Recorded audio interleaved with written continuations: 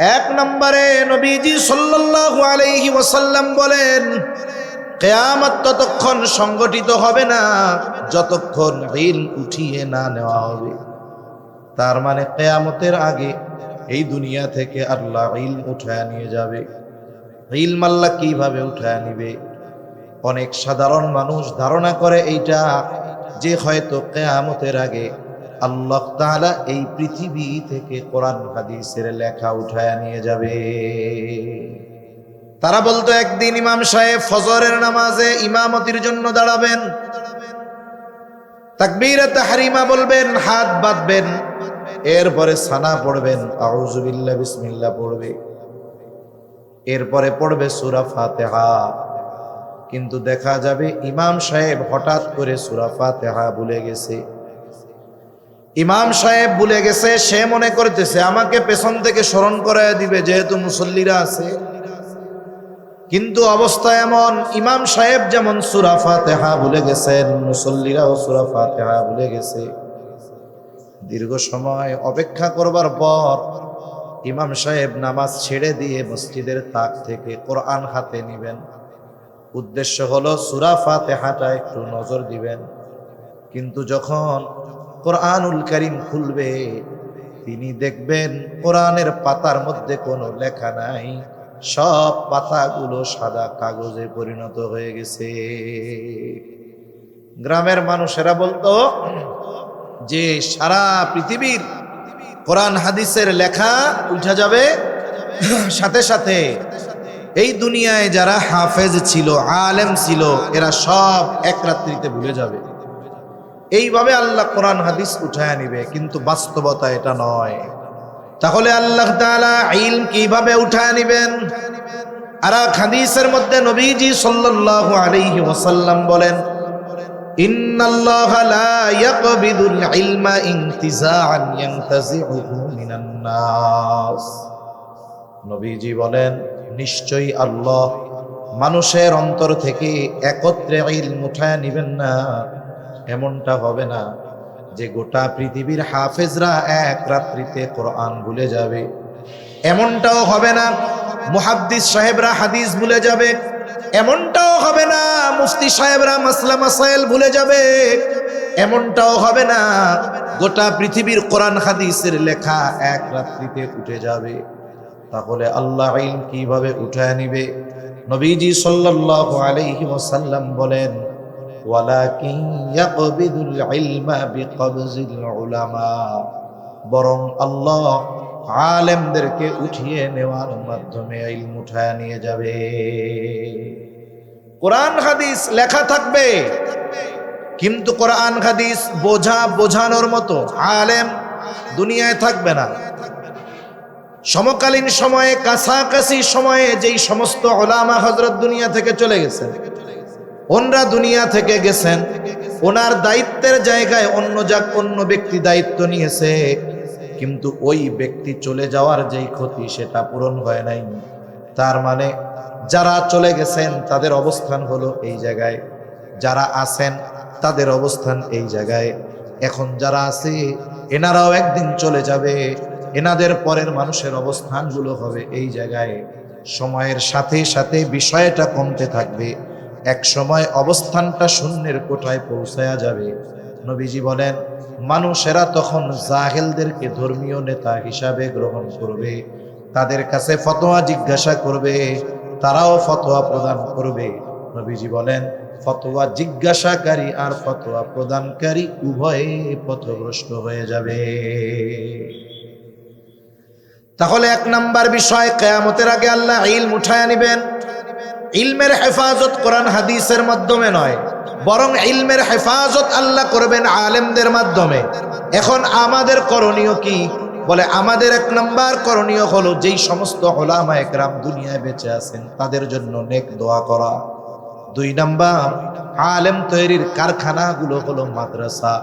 কারণ এই মাদ্রাসা থাকবে, কোরআনের চর্চা হবে, হাদিসের চর্চা হবে, আলেম বের হবে, ইলমের হেফাজত হবে। আর ওই আলেমদের কল্যাণে আল্লাহ তাআলা আমাদের থেকে কিয়ামতকে দূরে সরায় রাখবে। তাই অনেক সময় আমরা মাদ্রাসা উলামা একরামকে আমাদের প্রতিপক্ষ মনে করি, প্রতিপক্ষ আমরা মনে করি আমাদের অজ্ঞতার কারণে। কিন্তু এই হাদিসের দ্বারা এটাই বোঝা যায় যে এই দুনিয়ার নিজাম ঠিক থাকার পেছনে, পূর্ব দিক দিয়ে সূর্য প্রতিদিন উঠতেছে, পশ্চিমে ডুবতেছে, এই ধারাবাহিকতার পেছনে, পৃথিবীর নিজাম ঠিক থাকার পেছনে আলেমদের অবদান আছে, এই মাদ্রাসার ছাত্রগুলোর অবদান আছে, যারা ভোর রাত্রিতে উঠে কোরআন তিলাওয়াত করে আর আমরা নাক ডেকে ঘুমাই। ওদের তিলাওয়াতের বরকতে, ওদের তিলাওয়াতের কারণে আল্লাহ সুবহানাহু ওয়া তাআলা আমাদের কর্মে বেজার হওয়ার পরেও ওদের কারণে বড় আযাব দিয়ে আমাদের ধ্বংস করে দেয়। 2 নাম্বার, নবীজি সাল্লাল্লাহু আলাইহি ওয়াসাল্লাম বলেন, ওয়া তাকসুরাজ জালাজিলু, কিয়ামত ততক্ষণ সংগঠিত হবে না যতক্ষণ না জালজালা, ভূমিকম্প বেশি বেশি না হবে। ভূমিকম্প কেন হয়? ভূতত্ত্ববিদরা বলেন এই 21 শতাব্দীতে পৃথিবীতে ভূমিকম্পের মাত্রা বাড়ছে। সময়ের সাথে সাথে সামনে আরো বড় বড় ভূমিকম্প হবে। এখন এই ভূমিকম্প হওয়ার কারণটা কি? যদি ভূতাত্ত্বিকদেরকে জিজ্ঞাসা করা হয় কেন ভূমিকম্প হয়, ভূমিকম্পের কারণ কি, ওরা আমাদেরকে বলবে টেকটনিক প্লেটের নড়াচড়ার কারণে ভূমিকম্প হয়। কারণ এই পৃথিবী আমরা একসাথে সংযুক্ত নয়। পৃথিবীর এই জমিন বিভিন্ন বড় বড় খণ্ডে বিভক্ত। অনেক সময় এই বিভক্তিটা উপর থেকে পরিলক্ষিত হয় না, বোঝা যায় না।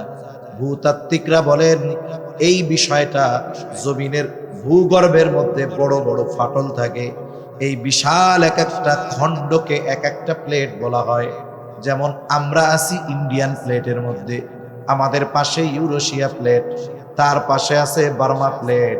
বলে এই ভূমিকম্প হওয়ার কারণ হলো এই টেকটনিক প্লেটগুলোর নড়াচড়া, এগুলা নড়ে চড়ে, যার কারণে ভূমিকম্প হয়। ভূতাত্ত্বিকরা বলেন পৃথিবীতে দৈনিক 50,000-এর উপরে ভূমিকম্প হয়।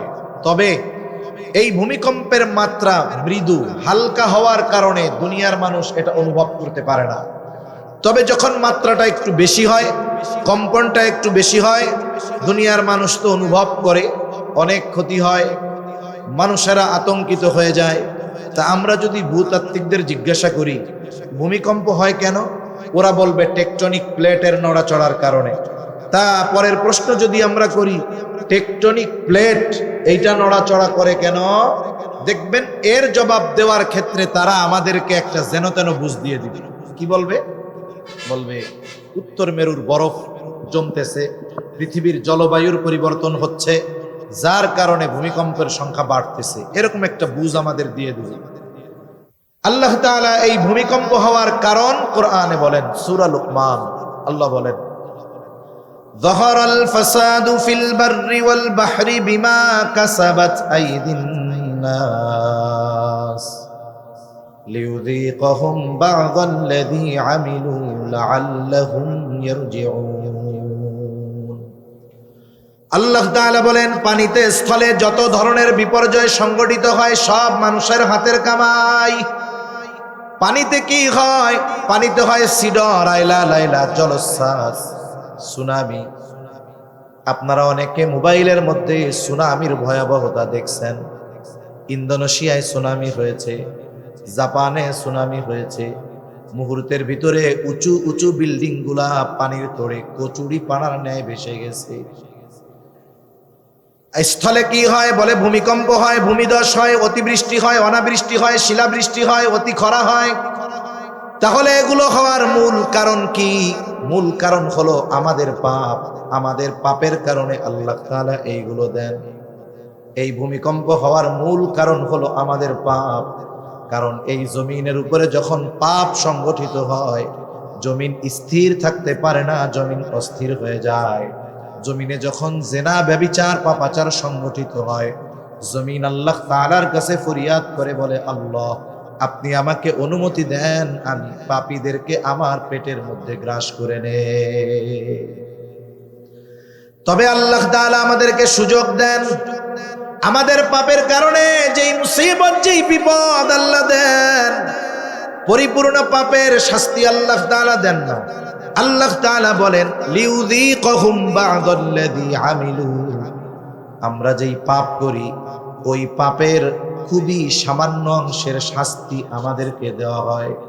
তার মানে আমরা যা পাপ করি তার 1000 ভাগের 1 ভাগের শাস্তিও আল্লাহ দেন না। তাহলে শাস্তি কেন দেন? হয়তো দিয়া ধ্বংস কইরা দিতেন, নাইলে আমাদেরকে সুযোগ দিতেন। অল্প পরিমাণে কেন দেন? এই শাস্তি দেওয়ার উদ্দেশ্যটাও আল্লাহ জানান। আল্লাহ তাআলা বলেন, লিউযীকাহুম বা'দাল্লাযী আমিলু লাআল্লাহুম ইয়ারজিউন। পানিতে বলেন আর স্থলে বলেন, এই শাস্তি দেওয়ার উদ্দেশ্য হলো, আল্লাহ বলেন লাআল্লাহুম ইয়ারজিউন। পাপের কারণে যেহেতু এইগুলা হয়, আল্লাহ শাস্তি দেওয়ার উদ্দেশ্য হলো আমরা যেন পাপ থেকে ফিরে আসি। সুদখোর যেন সুদ থেকে ফিরে আসে, ঘুষখোর যেন ঘুষ থেকে ফিরে আসে, মিথ্যাবাদী যেন মিথ্যা থেকে ফিরে আসে, ব্যভিচারকারী যেন ব্যভিচার থেকে ফিরে আসে, জালেম যেন তার জুলুম থেকে ফিরে আসে। বলেন তো, ভূমিকম্প হয়, জলোচ্ছ্বাস হয়, অতিবৃষ্টি হয়, বন্যা হয়, কিন্তু বলেন তো পাপী যারা তারা পাপ থেকে ফিরে আসে নাকি? আমাদের অবস্থা হলো এইরকম। বলে যা হয় হোক, আমরা ওই লোহার মতো। লোহাকে যখন কামার পিটায়, আগুনে পুড়ায় আর পিটায়, তখন লোহা একটা আওয়াজ করে। আওয়াজটা হলো যেই সেই। আওয়াজটা কি বলেন তো? তার মানে লোহা কেমন যেন কামারকে বলে, কামার আমাকে তুমি আগুনে পিটাইয়া দা বানাইতে পারবা, কুড়াল বানাইতে পারবা, খুন্তা বানাইতে পারবা, কিন্তু আমাকে আগুনে পুড়াইয়া পিটাইয়া স্বর্ণ বানাতে পারবা না। যাই করো না কেন, আমি লোহা আছি যেই সে। তাহলে অবস্থা কেমন? আল্লাহ তাআলা শাস্তি দেন কেন? বলে পাপের কারণে। উদ্দেশ্য কি? যেন আমরা পাপ থেকে ফিরে আসি। যেহেতু উদ্দেশ্য পাপ থেকে ফিরে আসা, কিন্তু আমাদের অবস্থা লোহার মতো, যেই সেই পাপ থেকে ফিরি না। বলেন তো, আল্লাহ যদি ভবিষ্যতে পাপের কারণে আরো ভূমিকম্প দেয়, তাহলে প্রথমে যেই মাত্রাগুলো হয়েছে, পাপ যদি অব্যাহত থাকে, শাস্তি যদি আবার আল্লাহ দেন, সামনে পাপের শাস্তির মাত্রা বেশি হবে না কম হবে? তাহলে কি হলো? বলে যদিও আযাব আসলে সবাই ধরা পড়ে যাব, তবে আমরা যদি পাপ না করি তথা ওই আযাব আসার কারণ না হই, আমরা যদি সুদ থেকে বাঁচি, আমরা যদি ঘুষ থেকে বাঁচি, আমরা যদি মিথ্যা থেকে বাঁচি, আমরা যদি আল্লাহ এবং তার রাসূলের অবাধ্যতা থেকে বাঁচি, আমরা যদি জুলুম থেকে নিজেদের বাঁচাই, তাহলে আশা করা যায় আযাব যদিও আসবে, যদিও আসে, কিন্তু আযাব আসার কারণ আমরা হব না।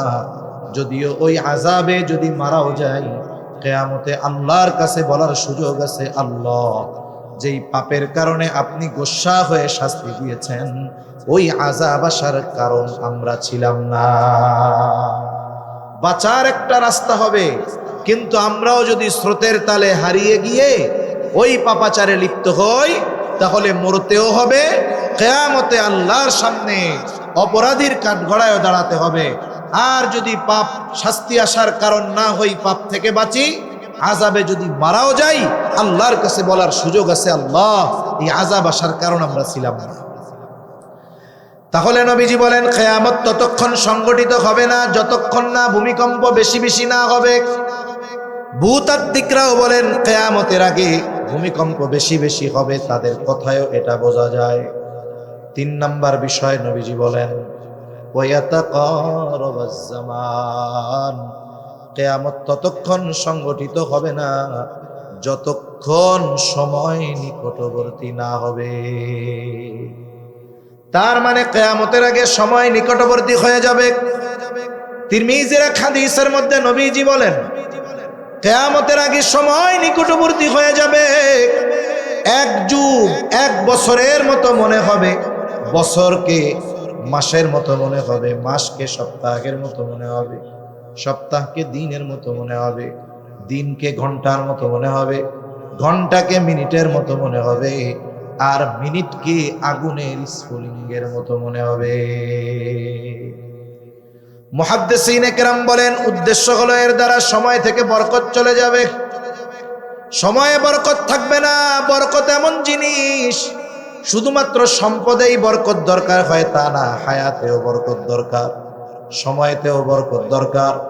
যেই জিনিসের মধ্যে বরকত থাকে না ওই জিনিস পরিমাণে অনেক হলেও সেটা টিকে না, আর যেই জিনিসের মধ্যে আল্লাহ বরকত দেয় যদি অল্প হয় ওইটার দ্বারা বেশি ফায়দা অর্জন করা যায়।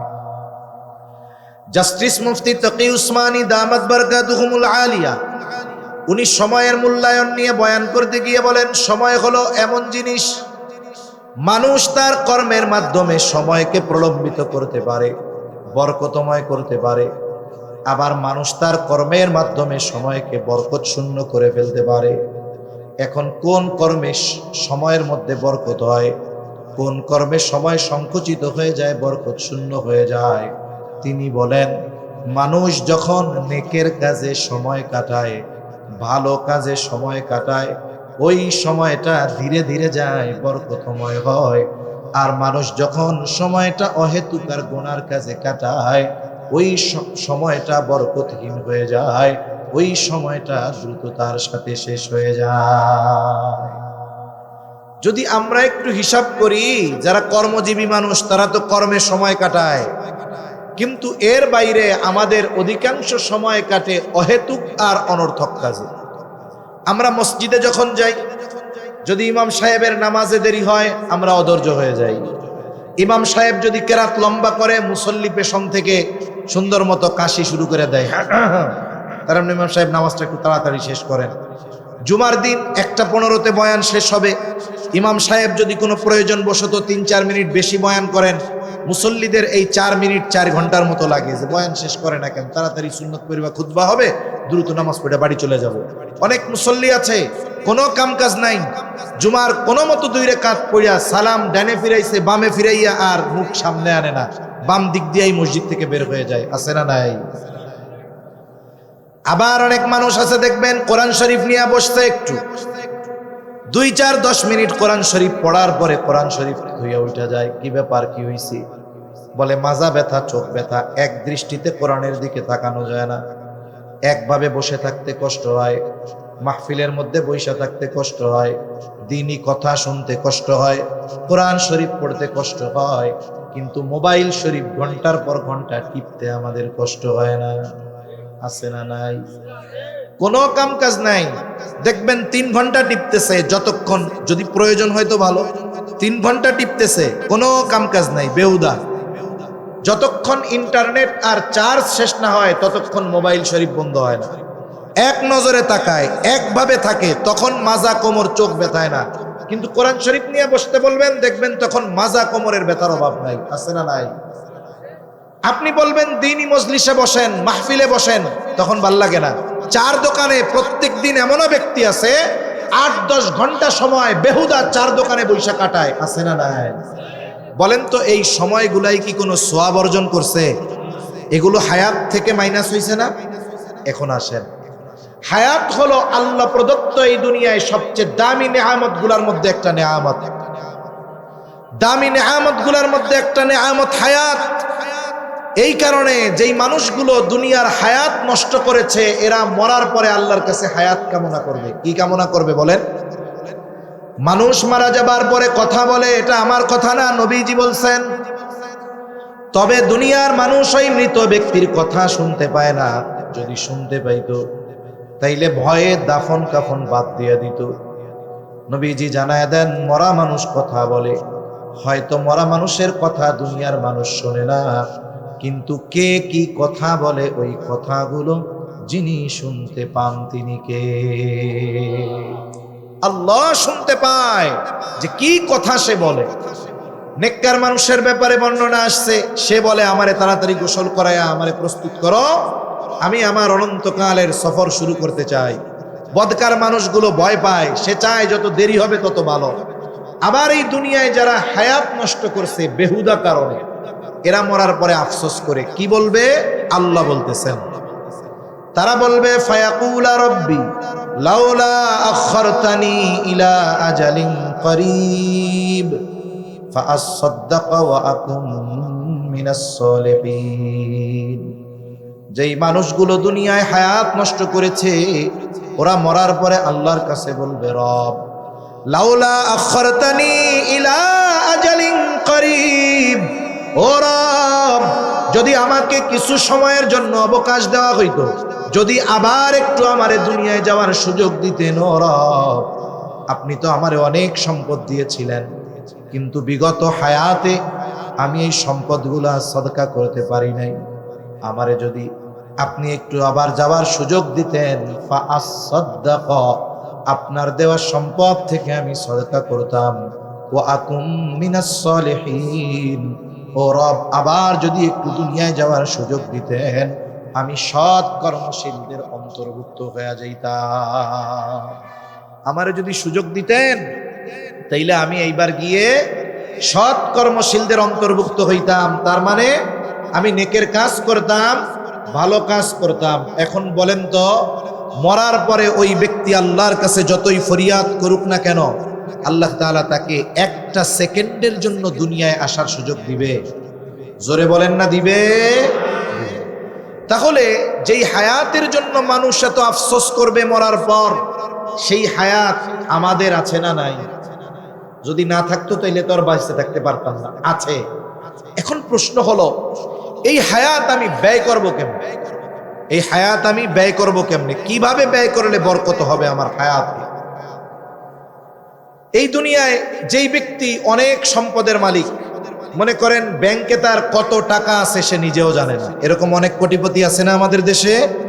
অনেক কোটিপতি আছে যে ব্যাংকে তার সম্পদ কত, স্থাবর অস্থাবর নগদ ক্যাশ কত, এর হিসাবও তার জানা নেই। এইরকম একজন সম্পদওয়ালা মানুষ বেশ পরিচিত, উনি এখন এক দোকানে গেছেন। দোকানে যাবার পর দোকানদারকে বলছেন যে আমাকে হাফ লিটার পানি দাও। দোকানদার ওই লোকটারে চিনে, যে এই লোকের এত টাকা, যে টাকার হিসাব সে নিজেও জানে না।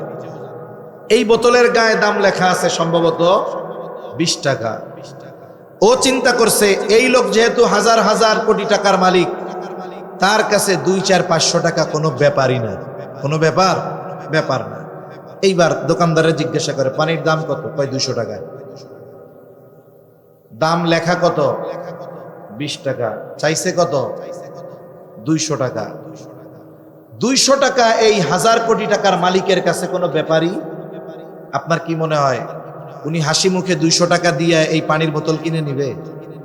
হ্যাঁ, উল্টা ধমক দিয়া বলবে, বেটা জালিয়াতির জায়গা পাও না, না দেশটা মগের মূল্য পাইছো, 20 টাকার জিনিস 200 টাকা চাইতেছ, তোমারে তো জেলখানার ভাত খাওয়ানো দরকার।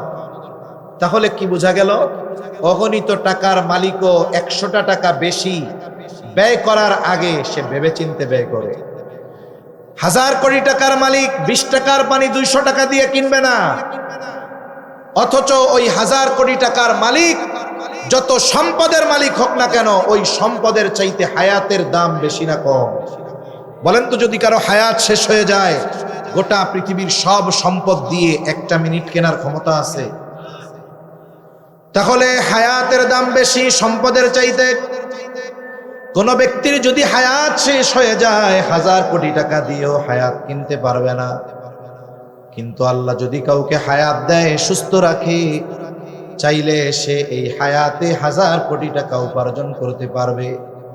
তাই সম্পদওয়ালা যেমন সম্পদ হিসাব করে ব্যয় করে, ওই সম্পদওয়ালার চাইতে দামি সম্পদ হায়াত আমার আপনার কাছে আছে।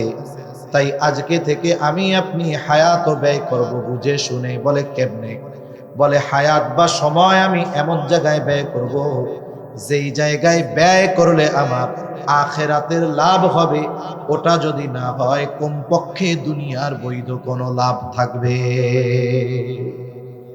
এখন বলেন তো, যেই ভাইরা আমার চায়ের দোকানে 5 ঘন্টা 7 ঘন্টা সময় দৈনিক কাটায়, আমাদের গ্রাম অঞ্চলেও দেখছি এমন মানুষ আছে, জোহরের নামাজের সময় সে বাজারের উদ্দেশ্যে বের হয়, রাত 12টায় বাড়িতে ফিরে। প্রায় 10-11 ঘন্টা সে চার দোকানে কাটায়। আপনাদের অঞ্চলেও হয়তো কিছু মানুষ থাকবে। বলেন তো, যেই লোকগুলো 6 ঘন্টা 8 ঘন্টা 10 ঘন্টা সময় চায়ের দোকানে বসে থাকে, এই 8 ঘন্টা সময় তার আখিরাতের কোনো সওয়াব অর্জিত হয় নাকি? আখিরাতের কোনো লাভ হয় না, বরং কি হয়, চায়ের দোকানের মজলিসগুলা হলো হয় গীবতের মজলিস, মানুষের দোষ চর্চার মজলিস, চোখের গোনার মজলিস, জবানের গোনার মজলিসে পরিণত হয় ওই মজলিসগুলো। তাহলে আপনি আপনার হায়াত থেকে দৈনিক 5টা 6টা ব্যয় করলেন, অথচ আখিরাতের এক আনার লাভ হলো না। তাহলে ওই যে চার দোকানে বৈশা টৈশা আছেন, তাইলে দুনিয়ার মনে হয় কিছু বৈধ লাভ আছে। চার দোকানে বৈশা থাকলে, গল্প করলে আপনাকে দৈনিক 1000 টাকা করে বেতন দেওয়া হবে, এরকম হয়। তার মানে কি বোঝা গেল, আপনি চার দোকানে সময় কাটাচ্ছেন, না আখিরাতের লাভ না দুনিয়ার কোনো বৈধ লাভ। এরপরে অনেক ভাই আছে তারা ডিজিটাল আড্ডা দেয়। ডিজিটাল আড্ডা হইল ফেসবুক, মোবাইলের মধ্যে আছে।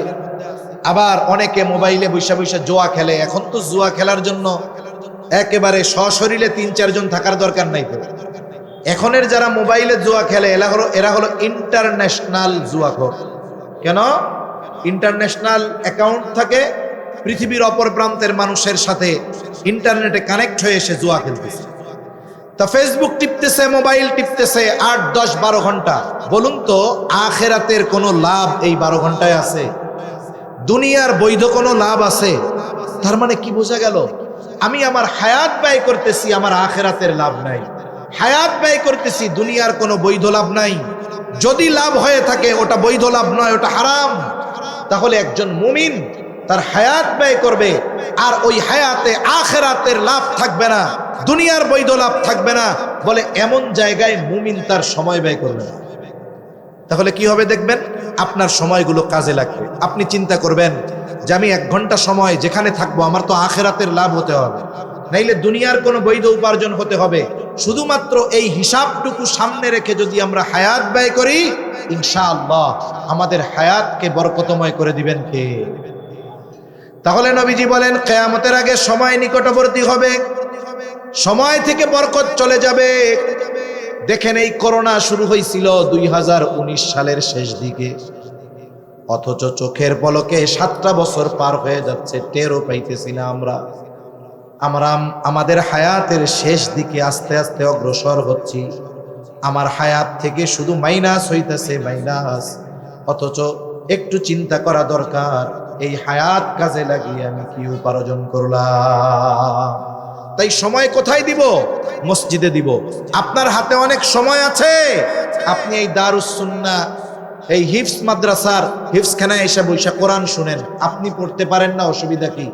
এলাকার মানুষ যদি এসে হিফজখানায় হাফেজদের পাশে, ছাত্রদের পাশে বসে কোরআন শুনে, মোহতামিম সাহেব কি বলবে? যে আপনারা সব চলে যান, এদের আপনাদের জন্য আমাদের ছাত্রদের লেখাপড়া হবে না। এটা কি বলবে? বলবে না। বরং কি হবে দেখবেন, হুজুর আরো আপনাদের চাই না খাওয়াইতেছে, যে শুনেন, আপনারা আসলে আরো ভালো লাগে। তাহলে সময়গুলো আমরা এইভাবে ব্যয় করব। আল্লাহ আমাদের সময়ের কদর করার তৌফিক দান করেন। 4 নম্বর, নবীজি সাল্লাল্লাহু আলাইহি ওয়াসাল্লাম বলেন, ওয়াতাযহারাল ফিতান, কিয়ামত ততক্ষণ হবে না যতক্ষণ না ফিতনা প্রকাশ পাবে। মুহাদ্দিসিনে কেরাম বলেন, এখানে ফিতনা দ্বারা উদ্দেশ্য হলো দাজ্জালের ফিতনা। দাজ্জালের আগমন ঘটবে। নবীজি সাল্লাল্লাহু আলাইহি ওয়াসাল্লাম জানিয়ে দেন, দাজ্জালের ফিতনা হলো এই উম্মতের জন্য সবচাইতে বড় ভয়াবহ ফিতনা। দাজ্জালের অনুসারী যারা, এরা দাজ্জাল আগমনের পথকে প্রশস্ত করার জন্য, সহজ করার জন্য তারা তাদের কাজ চালায় যাচ্ছে, কিন্তু আমরা বুঝতেছি না। নবীজি সাল্লাল্লাহু আলাইহি ওয়াসাল্লাম যখন সাহাবায়ে কেরামকে দাজ্জালের ফিতনার কথা বলেছেন মসজিদে নববীর মধ্যে, দাজ্জালের ফিতনা এতটা ভয়াবহ, সাহাবায়ে কেরাম এতটা চিন্তিত ভীত হয়ে গেছেন। নবীজি সাল্লাল্লাহু আলাইহি ওয়াসাল্লাম সাহাবায়ে কেরামের এই অবস্থাকে উপলব্ধি করতে পারলেন। তখন তিনি বললেন, তোমরা চিন্তিত হয়ো না, ভীত হয়ো না। আমি দুনিয়ায় থাকা অবস্থায় যদি দাজ্জালের আগমন হয়ে যায়, পেরেশানির কারণ নাই, আমি নিজে হাতে দাজ্জালকে হত্যা করব। সাহাবায়ে কেরাম মৃত্যুর ব্যাপারে পরোয়া করতেন না, মৃত্যুকে তারা ভয় করতেন না, কিন্তু দাজ্জালের ফিতনার ব্যাপারে তারা চিন্তিত ছিলেন, ভীত ছিলেন। আফসোসের ব্যাপার, 1500 বছর আগে তাদের কি চিন্তা, অথচ তাদের ঈমান কত পাওয়ারফুল ছিল, সাহাবায়ে কেরামের ঈমানের উপমা দিয়ে আল্লাহ তাআলা বলেন, আমিনু কামা আমানান নাস, তোমরা ঈমান আনো ওই মানুষেরা যেমন করে ঈমান আনছে, যেমন ঈমান আনছে। এই যে ওই মানুষদের ঈমানের উপমা দিয়েছেন আল্লাহ তাআলা, সাহাবায়ে কেরামের ঈমানের উপমা দিয়েছেন। এজন্য আমাদের দেশে অনেক ভাইয়েরা আছে সাহাবায়ে কেরামকে দ্বীনের মানদণ্ড মানতে তারা নারাজ, অথচ আল্লাহই তাদের ঈমানের উপমা দিয়েছেন, আমাদেরকে বলছেন তাদের মতো ঈমান আনো। তাই মনে রাখতে হবে সাহাবায়ে কেরামকে মিয়ারে হক শরীয়তের মানদণ্ড মানার ইঙ্গিত তো স্বয়ং কোরআনে আল্লাহ দিয়েছেন, ঠিক কিনা বলেন? সেজন্য সাবধান, আমরা সাহাবায়ে কেরামের ব্যাপারে কথা বলার ক্ষেত্রে জবানকে সংযত রাখবো, বুঝে শুনে কথা বলবো। আমরাও মানুষ, তারাও মানুষ, কিন্তু তাদের সাথে তফাৎ কেমন? এই জমিন থেকে তারকার দূরত্ব যত, তাদের সাথে আমাদের পার্থক্য তার চাইতেও বেশি। এই জন্য সাহাবায়ে কেরামের ব্যাপারে এমন কোনো কথা বলবো না যাতে বেয়াদবি প্রকাশ হয়ে যায়। আল্লাহ আমাদের বুঝবার তৌফিক দান করেন। তাই দাজ্জালের ফিতনার ব্যাপারে নবীজিও চিন্তিত, উম্মতের প্রতি নবীজি বড় রহমদিল। তাই নবীজি সাল্লাল্লাহু আলাইহি ওয়াসাল্লাম আমাদেরকে আমল শিখিয়ে দিয়েছেন। নবীজি বলেন, যেই ব্যক্তি জুমার দিন সূরা কাহাফ তিলাওয়াত করবে, আল্লাহ তাআলা ওই ব্যক্তিকে দাজ্জালের ফিতনা থেকে হেফাজত করবে। হতে পারে সূরা কাহাফ বড় একটা সূরা, অনেকে হয়তো গোটা হায়াতে এই পরিমাণ কোরআন পড়ে নাই, তাদের জন্য শর্ট কোর্স আছে। কি কোর্স বলেন? Short course. ঘুম আসতেছে? কেন ঘুম আসে না? আপনাদের তো ঘুম আসার কথা, আপনারা রাত্রে জাগি, আমাদের ঘুমের ঠিক নাই, আপনাদের তো ঘুম আসার কথা। একটা তাকবীর দেন, নারায়ে তাকবীর, আরো জোরে নারায়ে তাকবীর। আর অল্প সময়, কথা আমার শেষের দিকে। দাজ্জালের ফিতনা, এটা থেকে বাঁচার আমল কি বলেন? সূরা কাহাফ। জোরে বলেন কি? জুমার দিন সূরা কাহাফ। এখন সূরা কাহাফ প্রায় 12-13 পৃষ্ঠার একটা সূরা, লম্বা সূরা। দেখা যাবে অনেকে গোটা হায়াতে এই পরিমাণ কোরআন পড়ে নাই, তাদের জন্য আছে শর্ট কোর্স। কি কোর্স বলেন? নবীজি বলেন, যারা সূরা কাহাফের প্রথম 10 আয়াত মুখস্থ করবে, নবীজি সাল্লাল্লাহু আলাইহি ওয়াসাল্লাম জানায় দেন, আল্লাহ তাআলা তাদেরকে দাজ্জালের ফিতনা থেকে হেফাজত করবে। মাত্র 10টা আয়াত, 1 পৃষ্ঠাও না। আপনি বলতে পারেন, হুজুর কোরআন তো পড়তে পারি না, কেমনে পড়বো? এই আধুনিক জামানায় এই বাহানা দেওয়ার সুযোগ নাই। আপনাদের আমাদের প্রত্যেকের কাছেই মোবাইল আছে। এটা বাটন ফোন হোক আর টাচ ফোন হোক, প্রত্যেকটা ফোনেই অডিও রেকর্ডিং থাকে। আপনি মাদ্রাসার মুহতামিম সাহেবের কাছে যান, অথবা যে কোনো একটা ছাত্ররে ডাক দিয়া একটু চা খাওয়াইয়া বলেন, তুমি তো হাফেজ সাহেব, তুমি আমার একটু সূরা কাহাফের প্রথম 10টা আয়াত একটু রেকর্ডিং করে দাও। আপনি তার থেকে 10টা আয়াত রেকর্ডিং করে নিলেন। চার দোকানে আড্ডা না দিয়া বারবার যদি ওই 10টা আয়াত আমি আপনি শুনি, একটা ব্যক্তি যত বয়স্ক হোক না কেন, 1 সপ্তাহ লাগুক আর 1 মাস লাগুক, বলেন তো একটা সময় ওই 10টা আয়াত তার মুখস্থ হবে কি হবে না? একটা মাস যদি দৈনিক 50 বার শুনেন, মুখস্থ না হয়ে যাবে কোথায়? কিন্তু সুযোগ আছে, আমাদের ইচ্ছা নাই। সুযোগ আছে, ইচ্ছা নাই। তাই এই জামানা এমন এক জামানা, দাজ্জাল হঠাৎ করে আসবে না, দাজ্জাল আসার আগেও বড় বড় ফিতনা আসবে। আর ধর্মীয় যে কোনো ফিতনা এটা খুব সূরাতে আসে। তার মানে কি? উপরে ফিটফাট, ভেতরে সদরঘাট। এখন আমরা তো এই উপরের চাকচিক্যময় অবস্থা দেখেই ওইটাকে বলবো যে এটা খুব ভালো কাজ, এটা তো খুব ভালো জিনিস, কিন্তু ভেতরে তো ঈমান হরণের জিনিস আছে, এটা বুঝবো কেমনে? তাই বুজুর্গানে দিন বলেন, যেই ব্যক্তি সূরা কাহাফের আমল একনিষ্ঠতার সাথে ধারাবাহিকভাবে করবে, ফিতনা যেই সূরাতেই তার সামনে আসুক না কেন, আল্লাহ তাআলা তার হৃদয়ের চোখ খুলে দিবে। ও বুঝতে পারবে যে এইটা খুব সূরাতে হলেও এর মধ্যে আছে ঈমান বিধ্বংসী বিষয়।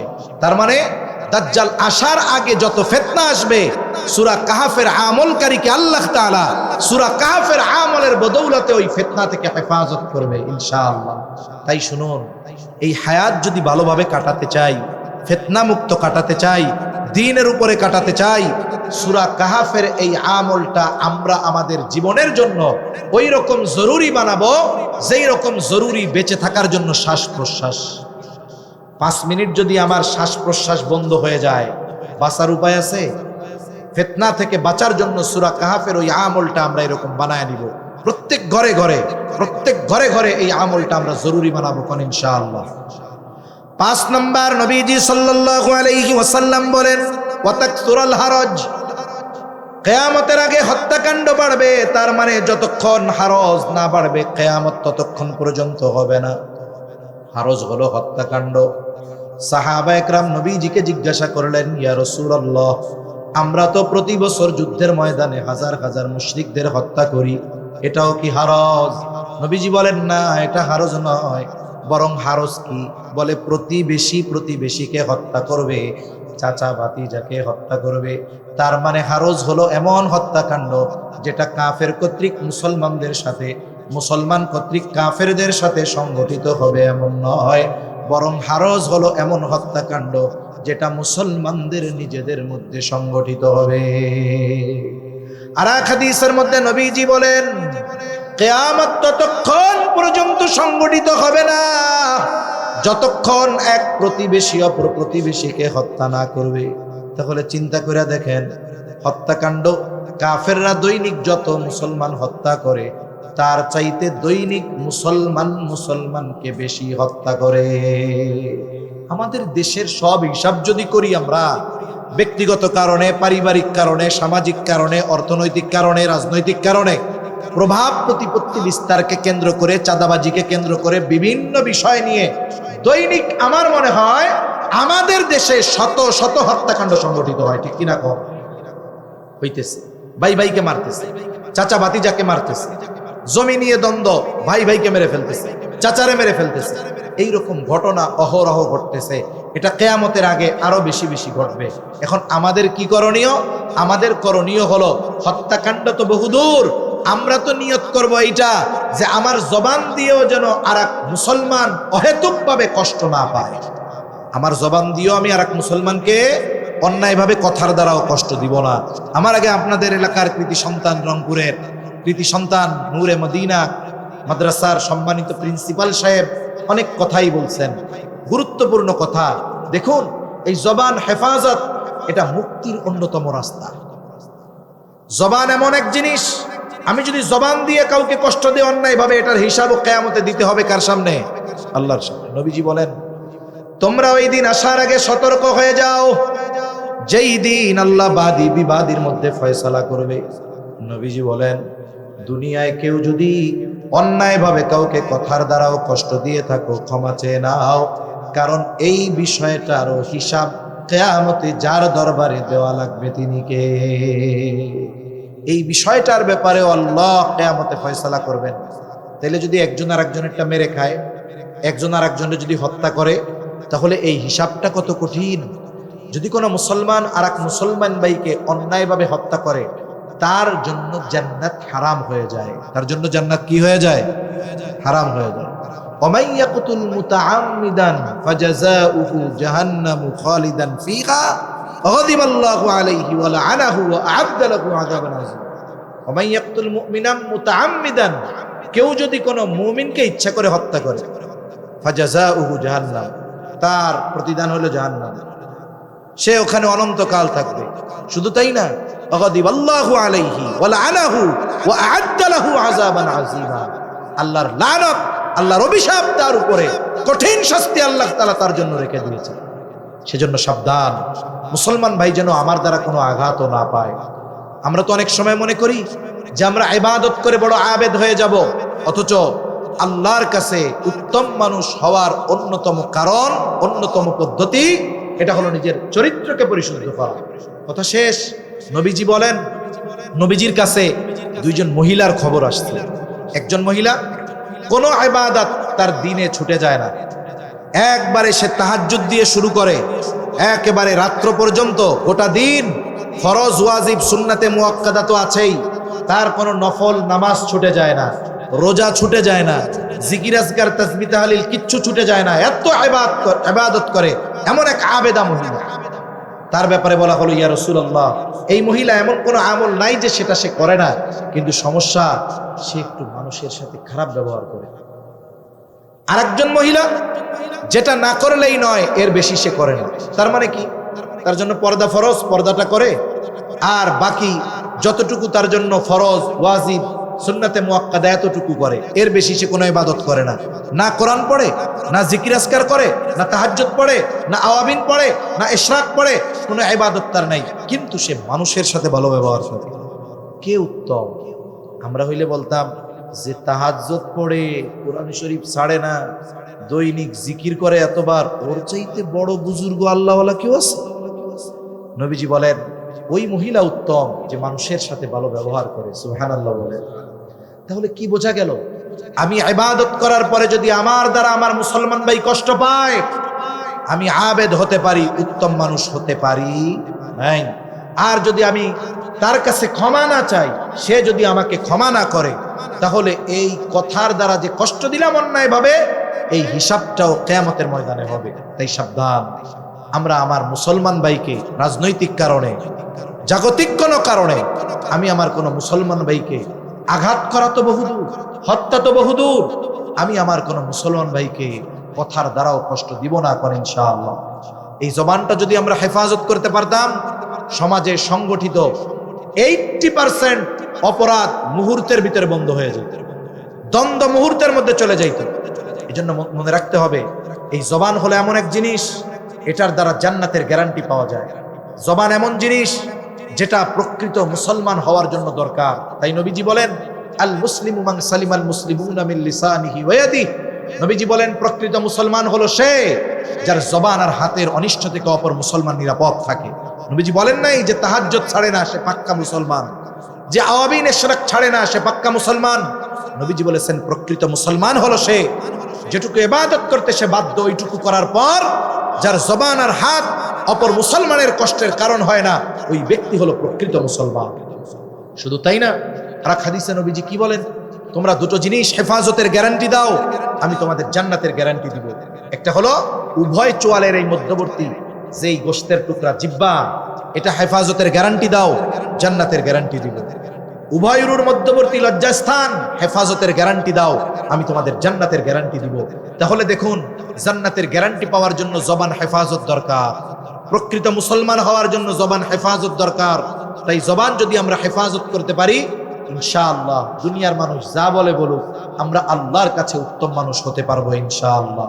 তা নবীজি বলেন যতক্ষণ এই হত্যাকাণ্ড মুসলমানদের মধ্যে না বাড়বে, কিয়ামত হবে না। তার মানে কিয়ামতের আগে এগুলো বাড়বে। কিন্তু আমার আপনার কি কাজ? আমার আপনার দ্বারা যেন এই ধরনের কাজ সংগঠিত না হয়। আল্লাহ আমাদের এই ধরনের কাজ থেকে বাঁচায় রাখেন, বলি আমিন। সর্বশেষ 6 নাম্বার নবীজি বলেন হাত্তা ইয়াকসুরা ফীকুমুল মালু ফায়াফিদু। কিয়ামত ততক্ষণ হবে না যতক্ষণ তোমাদের মাল সম্পদ উচ্চায় না পড়বে। হাদিসের মধ্যে আসছে, মুহাদ্দিসিনে কেরাম বলেন এটা হবে তখন, বলে কখন? যখন পুনরায় ঈসা আলাইহিস সালাম দুনিয়ায় আসবে। ঈসা আলাইহিস সালামকে আল্লাহ দুনিয়ায় পাঠাইছেন, মূল আগমন হয়ে গেছে, হায়াতের কিছু বাকি থাকতে আল্লাহ আসমানে উঠায় নিয়েছেন। আল্লাহ তাআলা আবার ওনাকে পাঠাবেন কখন? ওই দাজ্জালের সময় উনি আসবেন, দাজ্জালকে তিনি হত্যা করবেন, এরপরে তিনি দ্বীনের দাওয়াতে মনোনিবেশ করবেন। উনার উপরে নাজিল হয়েছিল ইনজিল, কিন্তু উনি ইনজিলের দাওয়াত দিবেন না, উনি খ্রিস্ট ধর্মের দাওয়াত দিবেন না, তিনি দাওয়াত দিবেন কোরআনের, তিনি দাওয়াত দিবেন ইসলামের। ওনার সময় গোটা পৃথিবীর আনাচে কানাচে ইসলাম পৌঁছায়া যাবে। পৃথিবীর আনাচে কানাচে তন্ন তন্ন করে খুঁজেও একজন বেঈমান পাওয়া যাবে না। এই দিন আল্লাহ তাআলা পৃথিবীর সব জায়গায় পৌঁছাবেন। একজন মানুষও দুনিয়ায় একটা সময় আসবে কাফের থাকবেন। আবার এমন হবে না যে উপরে ফিটফাট ভিতরে সদরঘাট, মানে উপরে মুসল্লি কিন্তু ভেতরে নেফাকি, এমনও থাকবে না। তাদের জবান, অন্তর, বাহ্যিক আর অভ্যন্তরীণ সুরত সব এক হবে। তারা হবে প্রকৃত ইমানদার আর মুত্তাকি। ওই সময়টাতে কি হবে? আল্লাহর একটা ওয়াদা আছে। আল্লাহ বলেন ওয়ালাউ আন্না আহলাল কুরা আমানু ওয়াত্তাকাউ লাফাতাহনা আলাইহিম বারাকাতিম মিনাস সামাই ওয়াল আরদ। আল্লাহ বলেন যদি ওই জনপদের অধিবাসীরা ঈমান আনে আর মুত্তাকি হয়ে যায়, আমি তাদের জন্য অবশ্যই আসমান জমিনের বরকতের দরজা খুলে দিব। সুবহানাল্লাহ। আচ্ছা, আমাদের দেশের উত্তরবঙ্গে বিশেষ করে যমুনার এই পাড়ে কৃষি নির্বাহ করে বেশি মানুষ তাদের জীবিকা নির্বাহ করে কৃষিকাজের মাধ্যমে।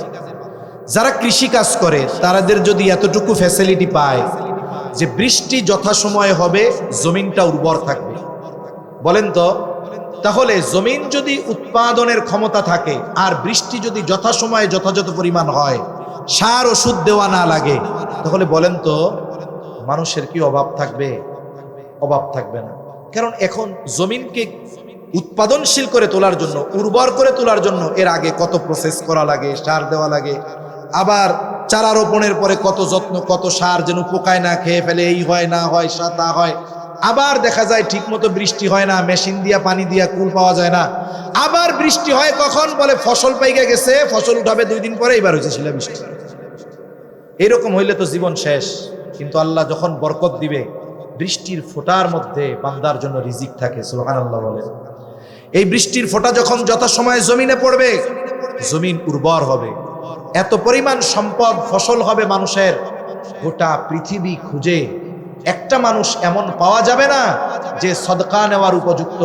মুহাদ্দিসিনে কেরাম বলেন, মানুষের সম্পদ উপচায় পড়বে, মানুষের মন চাইবে যে আরে আমি যদি একটু সদকা করতে পারতাম, কিন্তু গোটা পৃথিবী তন্ন তন্ন করে খুঁজেও সদকা নেওয়ার মতো একজন লোকও পাওয়া যাবে না। সুবহানাল্লাহ বলেন।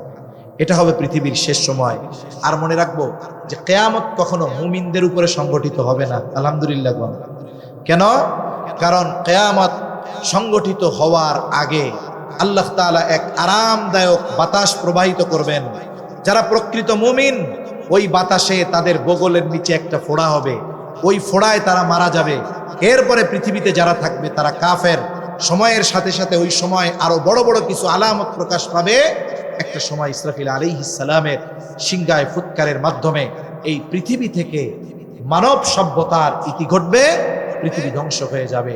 তা সম্মানিত উপস্থিতি, আমরা অনেক সময় কিয়ামতের চিন্তায় নামাজ পড়ার সুযোগ পাই না, এটা সমীচীন নয়।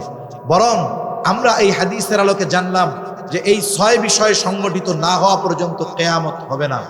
এখন আমাদের কি করণীয়? আমাদের করণীয় হলো নিজেদের ঈমানকে মজবুত করা, নিজেদের আমলকে পরিশুদ্ধ করা, সর্বদা দ্বীনের জন্য লড়াই করার জন্য প্রস্তুত থাকা। আমরা যদি এইভাবে নিজেদেরকে তৈরি রাখতে পারি, ফিতনা আসবে ইনশাআল্লাহ, ওই ফিতনা প্রতিহত করার মতো ঈমান যদি আমার থাকে, দাজ্জাল যদি চলেই আসে আমাকে হত্যা করে ফেলবে, কিন্তু আমার ঈমান সে কিনতে পারবে না। ঠিক কিনা বলেন? তা না হলে আমাদের অবস্থা কি হবে? মুহাদ্দিসিনে কেরাম বলেন, অনেক নামাজি, অনেক তাহাজ্জুদ গুজারি, রিজিকের সংকীর্ণতা যখন আসবে, দুর্ভিক্ষ যখন আসবে, অভাব যখন আসবে, সন্তান ক্ষুধায় পাশে কাতরাবে, দাজ্জাল তার সামনে শস্য ভাণ্ডার খাবার নিয়ে হাজির হবে, কিন্তু শর্ত দিবে যে আমাকে খোদা বলে স্বীকার করো। ওই ক্ষুধার তীব্রতায় কপালে কাফের লেখা থাকার পরেও ওই ক্ষুধার কাছে হেরে যাবে। কেন? কারণ ওই সময় তার ঈমানি শক্তির চাইতে ক্ষুধা বেশি প্রভাব লাভ করবে, এই জন্য সে হেরে যাবে, সে বেঈমান হবে। ওই সময়টাতে হিকমতের দোহাই দেওয়ার সুযোগ থাকবে না। ওই সময় প্রকাশ্যে যেটা করবে সেটাই ধর্তব্য হবে। আবার অনেক পাক্কা ঈমানদার, দাজ্জাল আসবে, তাকে জান্নাত দেখাবে, জান্নাত দেখাবে, শস্য ভাণ্ডার দেখাবে, যে ঈমান আনো, খাবার দিব, জান্নাত পাইবা। কিন্তু ও বুঝবে এটা তো কাফের, তার ঈমানি পাওয়ার এমন হবে, সন্তান পাশে ক্ষুধার তীব্রতায় মারা যাবে, সে ঈমানের উপরে অটল অবিচল থাকবে, সে ক্ষুধার তীব্রতায় কষ্ট করবে, সে দাজ্জালের উপরে ঈমান আনবে না। দাজ্জাল মানুষকে ভয় দেওয়ার জন্য বলবে, দেখ ও আমার উপরে ঈমান আনে নাই, ওরে মাইরা ফেলে জাহান্নামে দিব, ওকে হত্যা করবে, জাহান্নামে ফালাবে, দাজ্জালের জাহান্নাম। নবীজি বলেন ওইটা দাজ্জালের জাহান্নাম, কিন্তু ওইটা প্রকৃত পক্ষে জান্নাত। সুবহানাল্লাহ বলে। এই কঠিন ফিতনা আসবে, তাই আমরা নিজেদেরকে প্রস্তুত করব। আমরা মসজিদমুখী হব, আমরা দ্বীনমুখী হব, আমরা মাদ্রাসামুখী হব। কারণ এই মসজিদ, মাদ্রাসা, এই দ্বীন আমাদেরকে এই দাজ্জালের ফিতনা সহ এর আগে যত ফিতনা আছে, এই ফিতনাগুলো চেনার ক্ষেত্রে সবচাইতে বড় সহায়ক হবে। আল্লাহ সুবহানাহু ওয়া তাআলা আমাদের সবাইকে কথাগুলো বুঝবার তৌফিক দান করেন, আমাদের ঈমান আমলকে মজবুত আর পরিশুদ্ধ করার তৌফিক আল্লাহ দান করেন। সকলে বলি আমিন। ওয়া আখিরু দাওয়ানা আনিল হামদুলিল্লাহি রাব্বিল আলামিন। আসসালামু আলাইকুম ওয়া রাহমাতুল্লাহি ওয়া বারাকাতুহু। আলহামদুলিল্লাহি রাব্বিল আলামিন ওয়াল আকিবাতু লিল মুত্তাকিন। والصلاة والسلام على خير خلقه محمد وعلى آله وأصحابه أجمعين ربنا ظلمنا أنفسنا وإن لم تغفر لنا وترحمنا لنكونن من الخاسرين ربنا آتنا في الدنيا حسنة وفي الآخرة حسنة وقنا عذاب النار ربنا لا تزغ قلوبنا بعد إذ هديتنا وهب لنا من لدنك رحمة إنك أنت الوهاب وأفوض أمري إلى الله إن الله بصير بالعباد حسبنا الله ونعم الوكيل نعم المولى ونعم النصير اللهم حاسبنا حسابا يسيرا اللهم حاسبنا حسابا يسيرا اللهم إنك عفو كريم تحب العفو فاعف عنا রব্বুল আলামিন দীর্ঘ রাত পর্যন্ত দিনী আলোচনার পরে গুনাহ মাখা হাত আমরা তুলে ধরেছি। আয় আল্লাহ, যে যেখান থেকে হাত উঁচু করেছে আমাদের বিগত জীবনের সব ধরনের গুনাহগুলো মাফ করে দেন। আল্লাহ, আমাদের আত্মীয় স্বজন দেশ প্রবাসে যে যেখানে আছে মাফ করে দেন। যারা দুনিয়া ছেড়ে চলে গেছে মাফ করে কবরগুলো জান্নাতের টুকরো বানিয়ে দেন। রব্বুল আলামিন খাস করে আশেপাশে যত কবরস্থান আছে, যত মুমিন মুমিনাত শহীদ আছে, সবার কবরগুলো আপনি জান্নাতের টুকরো বানিয়ে দেন। রব্বুল আলামিন খাস করে আজকের মাহফিল কবুল করে নেন। দারুস সুন্নাহ হিফজ মডেল মাদ্রাসা আপনি কবুল করে নেন। উস্তাদ ছাত্র পরিচালনায় যিনি আছেন কবুল করেন। আয় আল্লাহ, বেশ কয়েকজন ছাত্র হাফেজে কোরআন হয়েছে, তাদেরকে আপনি হাক্কানি আলেম হাফেজ হিসাবে কবুল করে নেন। আয় আল্লাহ, মাদ্রাসার যত প্রয়োজনীয়তা আছে গায়বী খাজানা থেকে মিটায়া দেন। আয় আল্লাহ, মাদ্রাসার স্থায়ী জায়গার ব্যবস্থা আপনি করে দেন। আয় আল্লাহ, এলাকাবাসীর অন্তরে মাদ্রাসার মোহাব্বত আপনি ঢুকায়া দেন। এই মাদ্রাসা সহ তাম দুনিয়ার সকল দ্বীনি মাদারেসগুলো সকল ষড়যন্ত্র চক্রান্ত থেকে আল্লাহ আপনি হেফাজত করেন। রব্বুল আলামিন খাস করে মালিক তাম দুনিয়ার মুসলমানদের জানমাল আপনি হেফাজত করেন। আয় আল্লাহ, যেখানেই মুসলমানের মাজলুম আপনি তাদের জন্য সাহায্যকারী হয়ে যান। তাম দুনিয়ার মুসলমানদের এক ও নেক হওয়ার তৌফিক দান করেন। অবরুদ্ধ গাজার মুসলমানদের হেফাজত করেন। আয় আল্লাহ, জালেম ইসরায়েলকে আপনি ধ্বংস করে দেন। আয় আল্লাহ, ইসরায়েলের সহযোগী যারা আছে আমেরিকা সহ, আয় আল্লাহ, তাদের প্রত্যেককে তাদের কর্ম অনুযায়ী পূর্ণ শাস্তি আপনি দেন।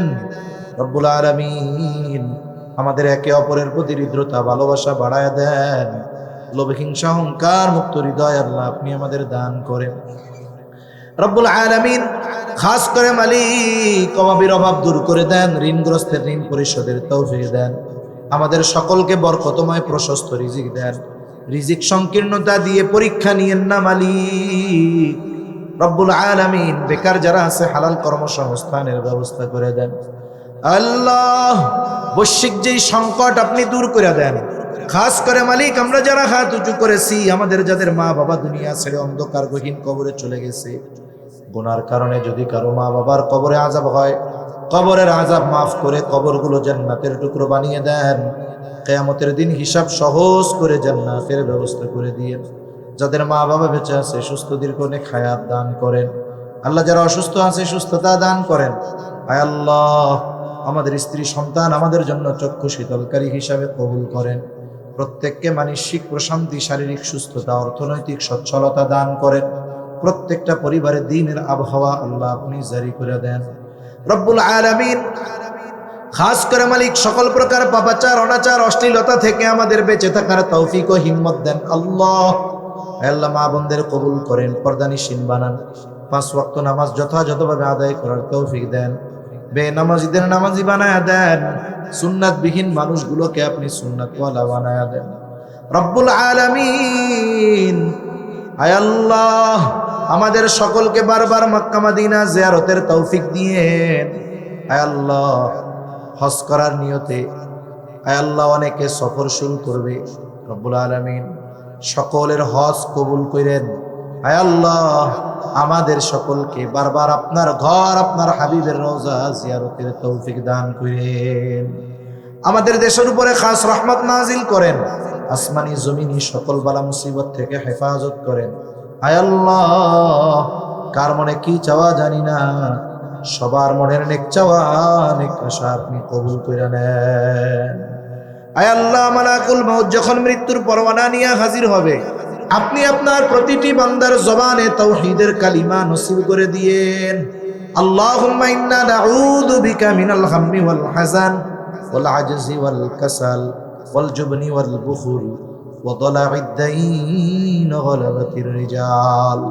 রব্বি ইজআলনি মুকিমাস সালাতি ওয়া মিন যুররিয়্যতি রব্বানা ওয়া তাকাব্বাল দুআ।